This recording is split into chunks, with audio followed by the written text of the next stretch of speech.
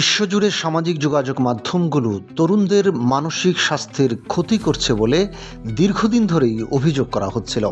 তবে বরাবরই এমন অভিযোগ অস্বীকার করে আসছিল বড় প্রযুক্তি কোম্পানিগুলো। এই প্রথম যুক্তরাষ্ট্রের একটি আদালতে জুরির সামনে এসব অভিযোগের জবাব দিতে যাচ্ছে টিকটক, মেটা ও গুগলের মালিকানাধীন ইউটিউব।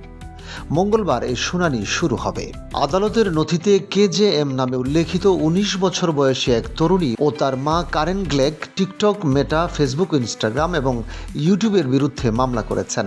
অভিযোগে বলা হয়েছে, কোম্পানিগুলো জেনে শুনেই এমন আসক্তিকর ফিচার তৈরি করেছে যা তরুণীর মানসিক স্বাস্থ্যের মারাত্মক ক্ষতি করেছে। এসব ফিচার তাকে আত্মহানি ও আত্মহত্যামূলক চিন্তার দিকে ঠেলে দিয়েছে। দীর্ঘদিন ধরে অভিভাবক, শিশু অধিকার কর্মী, স্বাস্থ্য বিশেষজ্ঞ ও প্রযুক্তি খাতের হুইসেল ব্লোয়াররা এসব সামাজিক মাধ্যম নিয়ে নানা অভিযোগ করে আসছিল। তাদের অভিযোগ, সামাজিক যোগাযোগ মাধ্যম কিশোরদের অতিরিক্ত স্ক্রলিংয়ে আসক্ত করে, বুলিং সহজ করে, ঘুমের ক্ষতি করে এবং ক্ষতিকর কন্টেন্টের দিকে ঠেলে দেয়।